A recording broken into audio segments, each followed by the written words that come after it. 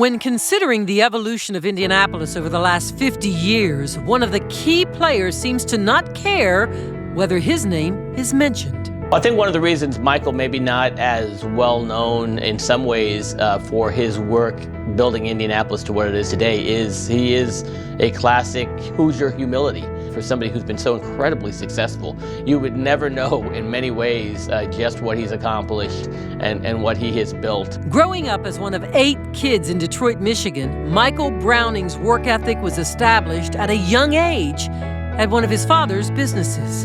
His business included an amusement park in Detroit called Boblo Island.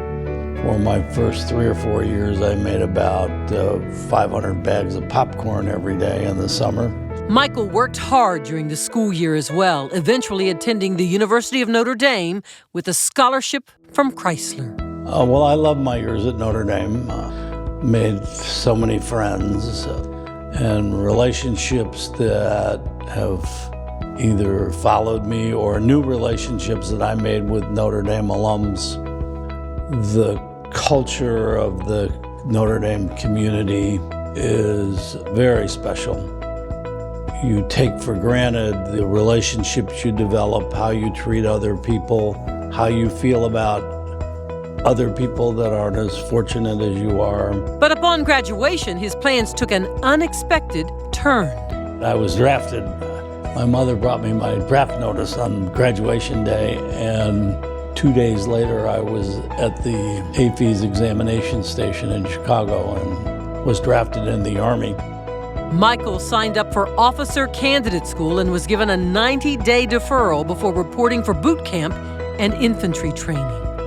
He was initially posted in Washington, D.C., but eventually went with his general officer to Vietnam. He was awarded a Bronze Star for his service. Upon his return stateside, Michael took a job at Hickey Construction in South Bend, where he spent 4 years learning construction and the real estate industry. Then came a course-altering question. Joe Hickey asked me if I'd be willing to go to Indianapolis to work for a gentleman who was on the Hickey Construction Board.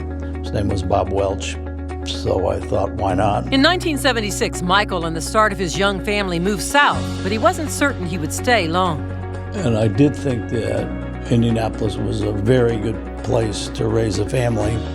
I also thought the community was a place where problems could get solved.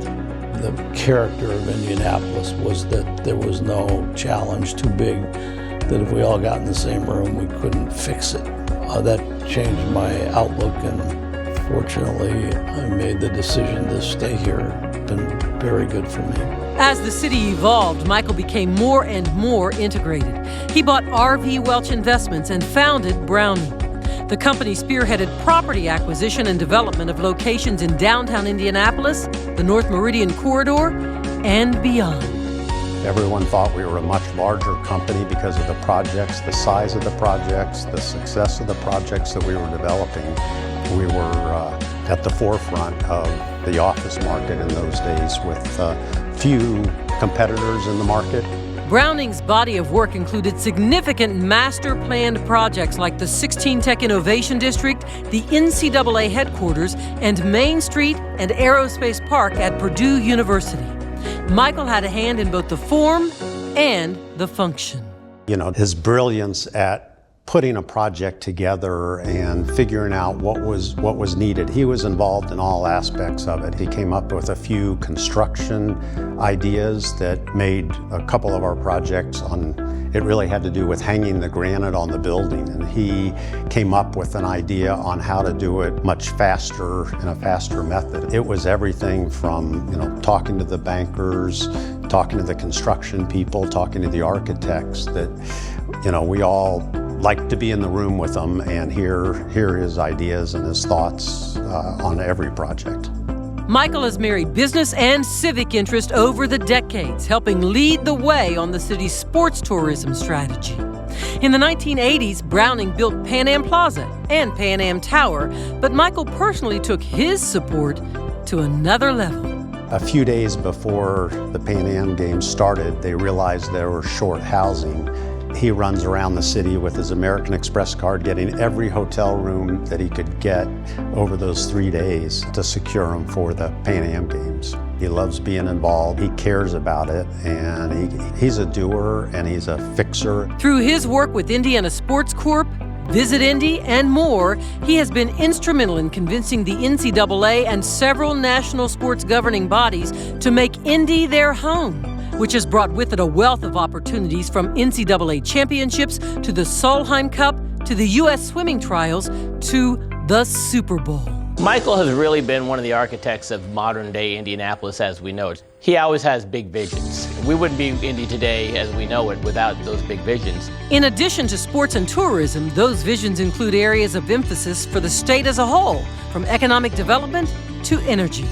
Michael currently serves as chairman of Duke Energy Indiana. Michael continues to quietly give back to numerous organizations in the community, including the Boy Scouts of America, Cathedral High School, Marian University, Butler University, and University of Notre Dame. I feel very lucky to be in this community, and we've tried to give back in a way and make it grow as best we can. From supporting his alma mater to helping local charities, his generosity and influence continue to be prevalent.